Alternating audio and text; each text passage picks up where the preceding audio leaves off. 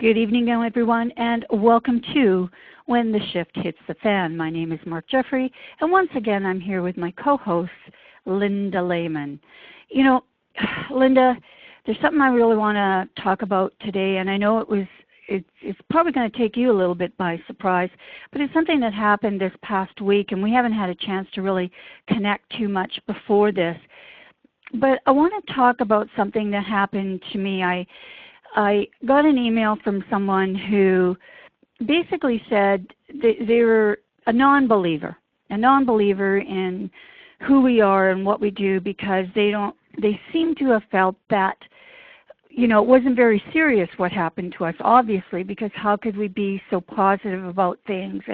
And they just, you know, saw our pictures when I came back from your place visiting you and said, well, you know, how could that have been just a couple of weeks ago? Like, that's impossible. And almost to the point of saying, you know, we are being untruthful.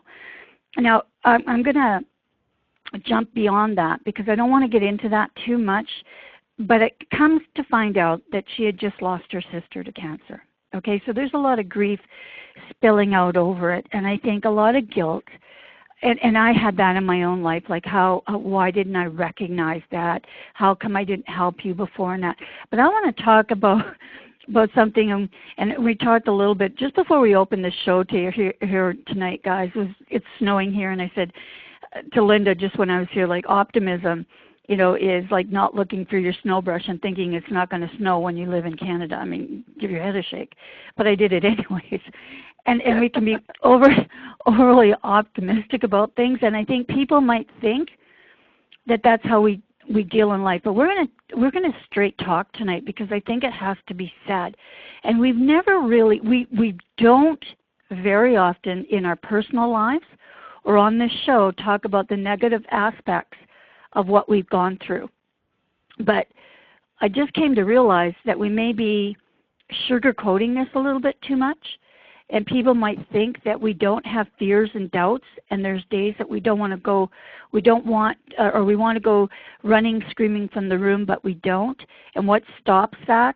How do we deal with it? And I think it's really important that we actually talk about this a little bit today. And I'm going to give it to Linda here in a second. But I oftentimes when people say anything to me, well, you were so lucky that you survived, so many people don't. And I thought, yeah, you know what, maybe luck had a little bit to do with it. I'm going to give you that because I didn't call the shots on this one. But I'm going to tell you, people, I was prepared for this fight. I went out and I got my team together, and I got my head straight on my, you know, the 2 hours I sat sitting on the front steps of the Cross Cancer Institute were not just me sitting in mindless numbness. I was calculating. I was doing the logical part of this. What happens? Who survives it? How do they survive it? Where do I research it? Who can I get to help me? I mean, I was inside my head creating a game plan to help me survive, and then I took action. I didn't sit on the front steps of that Cross Cancer and say, oh, woe is me. How could this happen to me? Although I did for a little bit. I mean, I'm human. I was mad as hell, and I'm not afraid to say that. I thought, this is not fair. I've been a good person all my life. I've got a girl to raise. How could this be happening to me? Definitely did that. I wouldn't be human if I didn't. But right after I shook that off, that wasn't getting me anywhere. I wasn't going to win a battle feeling like that because I knew this. I was going into battle. Cancer is not my friend. I didn't want it in my body. I didn't want to have anything to do with it. It was an invader invading my space, just like a person that you don't want in your life invade your space. You push them away. Well, that's the mindset that I had. Now, I went through hell. And when my book is published, all of you will understand the actual hell that I went through. We're not going to take time on this show to talk about that today. But you will understand that it was the worst of my life. There's nothing that I've ever come up against in my life that was bad as what I went through. I could not even imagine that. I couldn't, and when I sat on those steps, I did not imagine how bad it was going to get before it got better. So if we sound a little too perky or too optimistic or that we're sugarcoating this, I'm sorry, my friends. We have both gone through hell. I went down, if you could see the scars that Linda has right now, and I'll let her talk about that in her own words, then maybe you'd understand that this is not fun. This is something to get real, bloody serious about. And if you're out there and you're faced with a bad prognosis of anything, losing your job, losing your relationship, losing your life, if you have cancer or some kind of other disease, it's time to get serious. And you know what? That's why we're here too. We want you to feel good about yourself. We want you to feel alive and vibrant and ready to play in the game of life. But you got to get serious first. You know, Linda, I'm gonna hand it over to you now, because you're always the calm to my fury in everything. And I know that you can bring the softness to this, but I also know that you had some pretty tough days too. So today, let's just lay it all out there and let's let people know that, you know what, we are the shifters. We shift as best we can. But you know what, some days it hurts like hell. Linda. Thanks, Mark. And you know, my heart goes out to the listener who sent that note to us. I certainly feel her pain, and you know, you're right.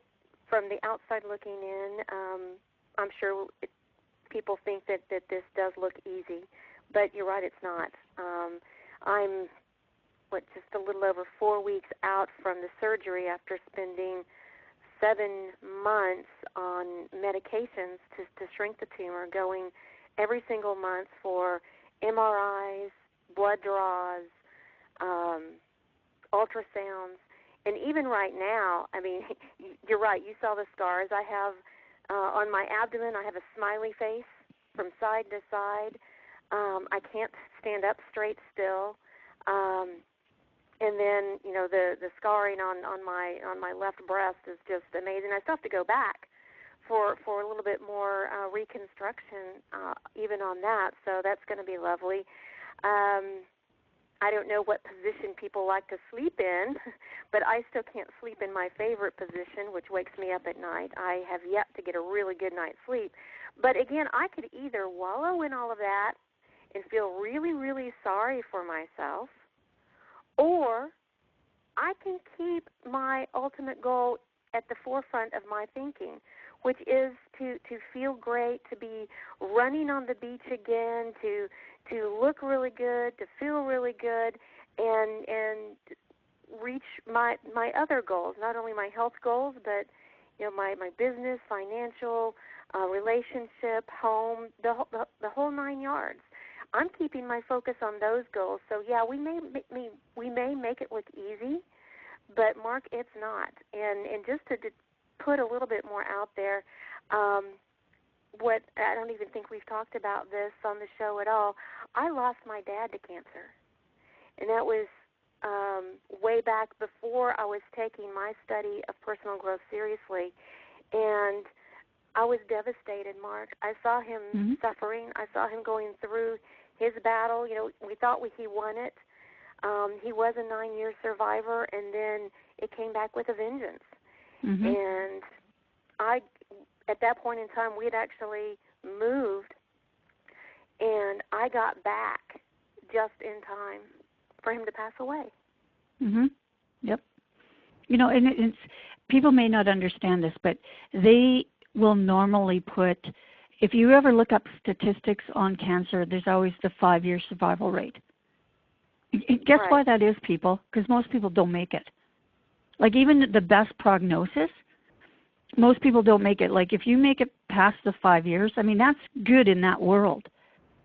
Like, and it's amazing to me because when you're going through this, or if you'd never had it happen to you, you don't have any understanding of that. And I kind of walked right by that at the very beginning too. They're going, oh, well, your 5-year survival rate now is 30%. Good for you, you know, because I started off at 0. So, okay, I'm going. But I just thought, okay, I'm just going to go out there and live my life. And I didn't think of it. But I'll tell you something, Linda. In the back of my mind, that was there. Because when the 5th year came up, I started thinking about it. I actually started making preparations to get the diagnosis again, because we all know this. Like you said with your dad, when it comes back, it is almost like it studied you for 5 years and figured out all of your places where you're vulnerable and just attacks you. You know, it's the most masterful disease or ailment in the world, and that's why it's so difficult for researchers, because it just keeps manifesting itself and reinventing itself in order to ravage you. And I thought of that, and I was making preparations to. And then one day I was sitting, and I was out with a girlfriend of mine. We were having a glass of wine and just talking about things. Hadn't seen her in a while, and I just stopped right in mid-sentence and said, "You know what? I have no idea why I'm doing this." And she's like, "What? Having a drink with me? Well, I thought you liked me." You know, and I'm going, "No, I'm kind of phoning up my friends and kind of saying goodbye. Like, that's how I feel in my heart. Like, what the hell is the matter with me?" So it was in my subconscious mind, even though I didn't think it was that whole entire time. When you have cancer, I don't think there's a day that goes by that you don't think it's going to come back again. There's something that's always there, even though you go, "Oh, you know, don't think about that." It's always there because we see it happen so often. I mean, it's almost like a foregone conclusion. And even though we live our lives, and I live my life, trust me, I live my life, but there's a dark side. There's a dark side that's always with me. And if I ever, for a moment, and I know this, if I ever let it get hold of me, cancer will have that door inch open. It'll inch open. It will. And so I slam that door shut every time. It's a conscious, everyday effort. This is not easy, my friends. This is not, you know, "Oh, I get up, oh, it's a wonderful day," and whistle my tune. It's a conscious, everyday effort to keep my life exactly where I want it to be. And everybody should and can do this.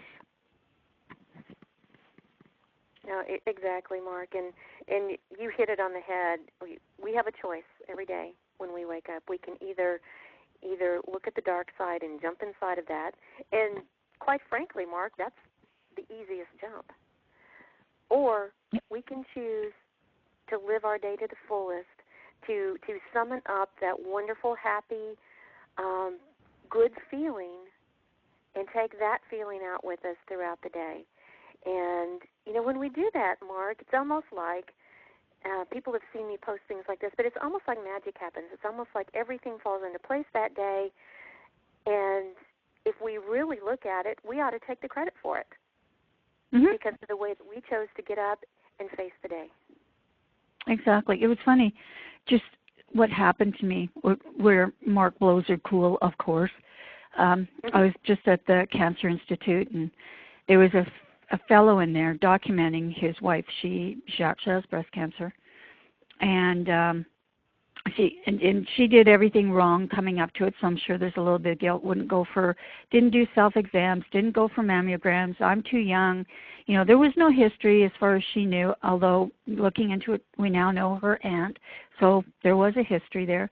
Had cancer and different things like that, but when I'm talking to him, he said, and I'm just saying, "Oh, well, this is interesting," and you know, we're documenting her death. Excuse me? We're documenting her death, and I'm going, "So, what?" You know, I can't believe. How can you be doing this? "Well, she's going to die, and we want to put it on YouTube." What? Yeah, and I said, and how does this serve any purpose? Well, maybe people will go for exams when they do this. And I said, okay, but what if she puts an all-out effort instead of doing this little "I'm going to die" and crying on camera and, you know, all of this stuff? What if, you know, she made an all-out effort to try and survive it? And the answer, it wouldn't have that as much impact. And that's why part of this part is why I wanted to talk about this. And I just shake my head, and I'm going, "You're going to die to prove a point?" Wow. Yeah. I'm sorry, Mark. That just floors me. I'm supposed to be the calm and cool and collected one.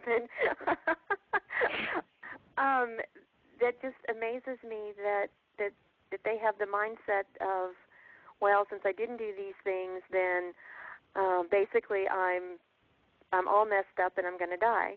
Instead of saying, oops, I made a mistake, but I know that I can fix this. I know that I can choose the outcome if I'm determined enough, if I believe it enough, and I get to work right now. Yeah. You know, and I mean, we've seen a lot of these things on YouTube and on TV, documentaries done. Farrah Fawcett was one of them, you know, documenting their death.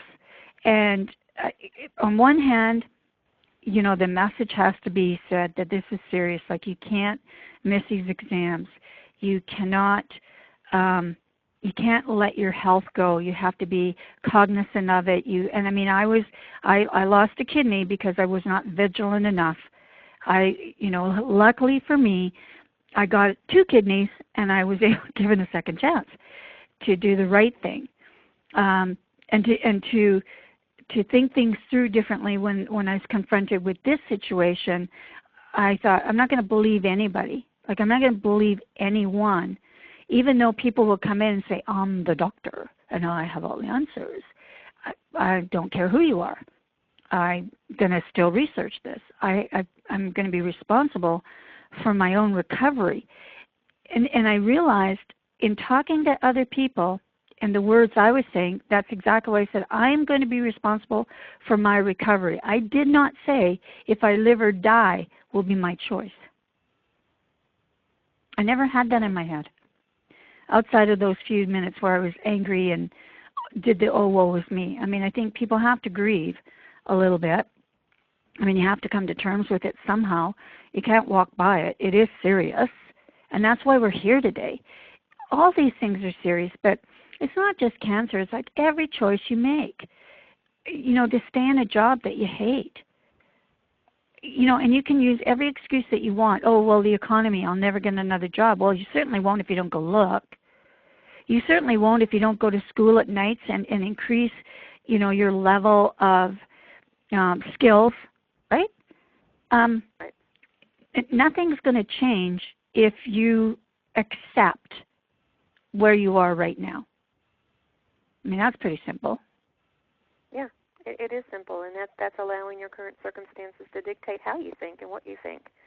And then you stand back and you wonder why you're stuck in a hole. It's because you're perpetually thinking about the same thing, which is what's immediately going on around you right now, instead of saying, you know what, I've had enough of this. I'm done with this. This is what I want instead, and I'm going for it. And you know what, if we just set that intention and then follow those nudges that our intuition gives us to get there instead of trying to control the how. That's another thing, Mark. People try to control how it's going to happen instead of just allowing it and following those inspired ideas and those inspired nudges to take them a step further. They're not going to see the whole path. None of us see our entire path from end to end to get us where we want to be. Instead, we see little blips. And if we tune into ourselves, we also get those inspired ideas for action that we should take, either, you know, turning left, turning right, or, as you said, taking this course at the university or that course to improve ourselves, or even talking to this person or that person. You know, the corporate job that I have right now, which I told you that I love, I have a foot in both, personal coaching as well as in the corporate field. It wasn't easy to get this job. It wasn't anything that was advertised. But I saw what I wanted, and I went after it, and I just went with the flow. And when a name was presented to me that I could talk to about it, I called the person, and then I was persistent on following up. It wasn't something that just fell into my lap, although some people would look at it and say, gosh, Linda, you're just so lucky. Things like this just fall into your lap. Nope. Nope. They don't. No, you go looking for them. You know, and I think that when the economy is like this, and people are losing their jobs. You lose your job with skills. I mean, people are losing their jobs not because they didn't have the skills to do them. It's just that they, companies have to unload in certain places, and they take hits too. They know that, we're going to be at a loss of this, but in order to do this, we have to do that, and they have to make choices with regard to that. But you know what?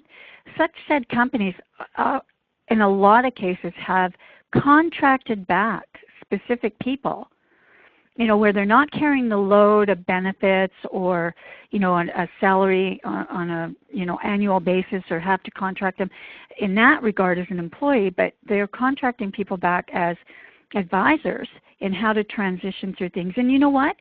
Step forward in cases where, I see this all the time. Oh, well, there's going to be layoffs here, and everybody hunkers down and tries to pretend they're not there. Me, I'm running towards the flames. I'm going, hey, how can I help you transition through that? Well, because I know I can be valuable to them in another aspect. Maybe not that employee thing that might be there, but I'm always running towards the fire, because that's where the action is. That's where the heat is. That's where the sizzle is. That's where the fun is. And I think that's like when somebody says, well, you have cancer. Well, I ran towards the cancer. It was just a natural instinct for me to do. But I recognize, you know what? That isn't for everybody. People, and that's what they do. They run and hide. And maybe if I duck down and they don't see my hair above my desk, they won't notice I'm here, and they'll bypass me and get that person over there. And I think that's what people do when they get diseases like ours, when they got prognosis that are dire.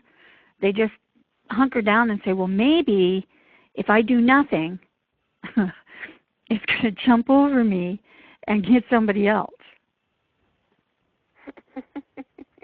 I don't know. I can't figure it out, Linda. I can't figure it out. I can't either. And you're taking me back to the very first day that I met with the medical team up at the University of Alabama. And, I went in there, determined I knew what I wanted, and I was basically being a little bit arrogant on on my thinking on this is what I was going to do, and this is how it was going to play. And when the whole team came into the room, and the energy just immediately in the room took a nosedive, because they were thinking, before a bunch of other testing, they were thinking that this was dire, that it had invaded more than just my breast, probably all throughout my body, and they weren't going to do surgery right now because they just have to take too much of my chest and all this other stuff, and so they were very, very, very serious. And so, I left that meeting, and I have to confess, we I think I wrote him on my blog, three margaritas later, not a good idea. I was sitting here with tears running down my face at Chili's, because I hadn't prepared for quite that. But, after I got over that initial shock, and then I was determined. I pulled myself up and said, you know what, Linda, you need to make some changes. If you continue doing and thinking the same things that you're doing and thinking right now, then they're going to be right. And I said, no, that's not going to happen. I'm going to start right now, changing my own mindset, changing my own energy, and focusing on the outcome that I want. And by the time all of these tests are done, I'm going to prove to them that this was not as dire as they initially thought it was. And Mark, I did. But it took work. Every single day, constant, consistent work, because it's easy for your mind to go back and slip into the, oh, Linda, who do you think you are? You're not some magician who can wave a magic wand and make all this go away. I had to push all those kinds of thoughts away. And as you said, slam the door on them so that I could focus again on exactly how I wanted this to go. Yeah, and I think, yeah. Go ahead. Things were presented to me that I hadn't even thought of. I wasn't trying to control the how. I thought I was going to be facing chemotherapy. I thought that was the only route to go. I didn't even think about the course that they gave me. I didn't even know that existed until they told me about it, and then I started researching, the medication that they put me on to choke off all of my estrogen. Because that's what the tumor was feeding off of. But I didn't know that was an option. But again, I wasn't controlling the how. I was only focused on the outcome. Exactly. And even though we say it, and I get how I'm the most controlling person I know. So I can say this out loud. I always want to control the how. I always wanted to do that. If I saw something, I'm going to, I'm going to go there, and how am I going to get there? And I do this. I say, what steps? And I really plan things out. But I often found in my life that I was being disappointed as I went because it didn't happen the way I wanted it to. So that's one half of it. And when I started letting go a little bit on different things, I realized that the outcomes in a lot of cases were much better than what I could have imagined, just like you said, Linda. When I didn't worry so much about that and I just said, that's, that or better, I'm going to go for it, I just took that step and I was walking on air. I was walking on air because I had no idea if there was going to be anything there to catch me. But I had faith. I had faith that if I wanted something bad enough, then it had to have happened for me. You know what? I almost hate that term, if I wanted something bad enough. Right? That term is just kind of, it's got bad in it. It does, and it also has desperation in it. And you and I both know that if you come from a feeling of being desperate, you're not going to get what you want. You're going to get more to be desperate about. So that's a fine line that we walk, that we have to be inspired. We have to really want something. But it has to be a desire that really opens us up, and every time we think about it, we're just so overjoyed. And if we think about it, let's just say you meditate on it and you open your eyes after your meditation and you're surprised because you thought it was real, that's wanting it bad enough. But being desperate, you want it because you don't want the alternative, that's the dark road you're going to take. Does that make sense, Mark? Yeah, it does. It does, and it's hard. I think, we can't do it in a half hour talking about things. I think people have to come to their own realization. I know I did, you did. People who become inspired in their own lives and inspire their own lives they go out and they seek the answers. I read a lot of books. I know you do too. We take a lot of training. We never stop. I never stop. I never feel like when I get up that I've stopped learning everything I need to learn.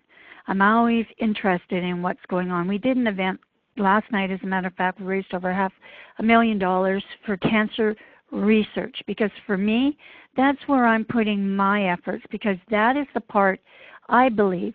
The cure is one thing, but we have to find out, where does this come from? How do people get it? When can we stop it before it happens? What kind of things can people do to ensure that they're better? And I mean, the odds are stacked against us because it's in the food and the water and our environments. It's like eating dirt every day that's bad for you and not stopping. I mean, we're just not stopping. So, the doctors are saying, well, there's no point in that, because people they won't watch their health. I think about this, Linda. I'm thinking, if somebody came to you and you had high cholesterol and you knew you were going to die. Now, I'm not going to argue that point of whether it's good or bad. Just using this as an example. And they said to you, there's no pills. There's no pills for what you have. We can't give you anything. But if you take these two foods off your menu and replace them with these on a daily basis, within 6 months, you'll be cured. But there's no pills for you. Well, they probably take that avenue because there's no pills. But I talk to my doctor about this all the time, and I say, what is wrong with people? They just keep shoving shit in their mouth. Excuse me. And that's how adamant and passionate I am about this. And why don't they just change their lives? And she goes, because it's easier. And I'm just like, fall off my chair, because they're dying from taking these pills anyways. Right. Like, holy. And that's the whole point. Some people are going to survive the bad things that happen in life, and some people are not. and it's all in your head. It doesn't matter what pills, what potions, what doctor, it's in your head. There's a reason why I don't get sick, because I don't believe I can. It's just simple. I just don't believe that it's possible. Now, on one hand, I do believe all things are possible, but there's some things that I choke off. That's one of them. I will never be sick again, ever, in my life. Just simple. So, Linda, here we are. I mean, this was mostly a Mark rant, so I thank you for indulging me today. I appreciate it. But I want, now that we've, fell down the rabbit hole, what kind of inspiration, Linda? I'm going to leave the last to you because lift us up, my darling. Okay. Well, I want to go back to something I've already said, but it's so important that I want to say it again at the close of our show, that each of us every single day has a choice. We can choose to face the day inspired and happy and realizing that this is the very best day of our lives, or we can choose to wallow in self-pity and all of the circumstances and situations that are dragging us down. Either way, it's our choice, and I don't know about you, Mark, and I don't know about our listeners, but I choose to live life to the fullest. I choose every day to be the best day, and that's what I also choose for our listeners. So on that, I will tell you good night. Good night, Linda, and thank you so much, and thank you, everyone, for joining us tonight. We'll be back again next Monday, same time. You can actually go to our site, www.whentheshifthitsthefan.com. If you're listening to us on YouTube, we have all of our previous episodes there. Also, if you want a little bit of extra help from Linda and myself, you can contact us personally, because that's our mission. That's what we're passionate about, is helping you make your day just as wonderful and amazing as it possibly can. So good night, everyone. Good night.